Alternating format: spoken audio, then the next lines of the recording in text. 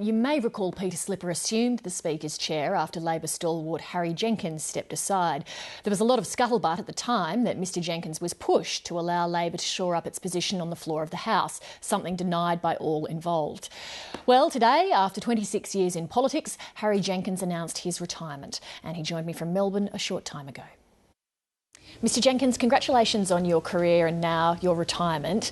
Some people may wonder if you're retiring because of that old cliche about rats deserting a sinking ship.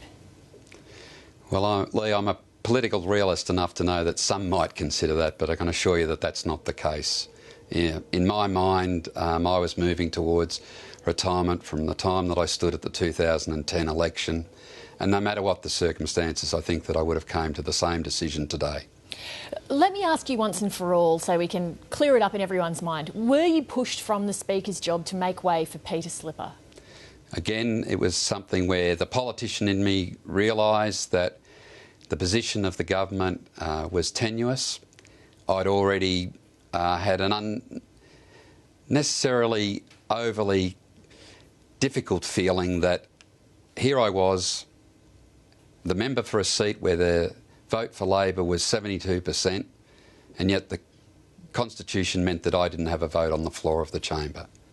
Plus the fact that because the requirements of the independency of the Speaker during this Parliament were that you didn't engage in the political argy-bargy of your party, had meant that I was devoid from participation in things that I thought were very important. So there was a culmination of factors that led me to the decision that I made in November, and I have no regrets about that decision.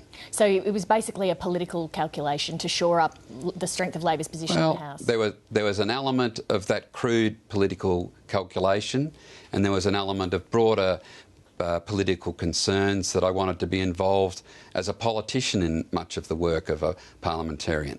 And, you know, I see those joint roles as being very important. Did you instigate the move, or was it someone else's idea? I think that these are things that are a culmination of a number of factors, but at the end of the day, the decision was mine. Was there any sort of deal? Were you promised anything if you would step aside? No deal, promised nothing, asked for nothing, and I'm very happy with that as well. Did you know that if you stood aside that Peter Slipper would be the one who'd be coming in? I don't think that you had to be a great political analyst to know that that could have been one of the outcomes. But I was not aware whether that was going to be absolutely the case. You've always been an advocate for parliamentary standards and integrity in the Parliament. How did it feel to see Peter Slipper in the Speaker's chair? Lee, these are questions that I avoid making comment on. I think that one of the great traditions of our system has been that former speakers allow the occupant of that position to get on with the way they want to do the job, and as a backbencher, I just get on with my life in the chamber. You have always been, though, very concerned about the Parliament having a good reputation. Is that the best thing for the reputation of the Parliament? Oh, I think that the thing I don't resolve from wanting all of my colleagues to ensure that they think about the way in which the Parliament is looked upon by outsiders. I think that we have too great an insider mentality where we think that what we're doing because we're comfortable with it is the right way to go about it. I just regret that a number of my colleagues don't take even half a deep breath and say, well, how are we perceived from outside? Because I think that those thoughts would lead us to engage with each other in a different way. You said earlier that there was an element of a crude political calculation in your decision to step aside as Speaker. I'm wondering, when you look at it now, do you see it as a miscalculation because Labor's ended up basically in the same position because of what's unfolded with Peter Slipper? So did you really stand aside for nothing? Again, when I reflect over the last 6 months or so, there were a couple of pieces of important legislation that got up by one vote for all the downside, cost-benefit analysis. Perhaps that was good enough. The fact that the numbers are on the floor as they are at the moment because of extraordinary circumstances, well, the government's just got to get on with life. That becomes a known and you work around that. Do you believe that Julia Gillard is the best person to lead Labor to the next election?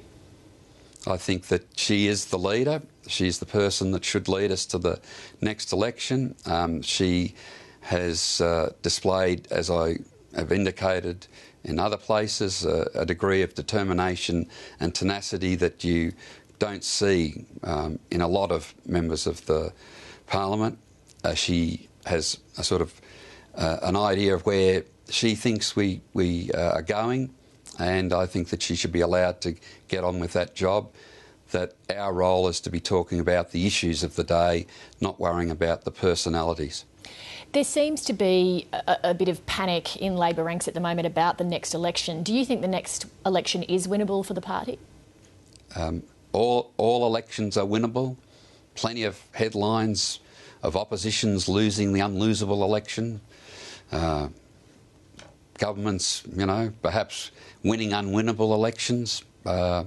12 months, as we've proven over the last 6 months, the last year, the last 2 years, it's a long time.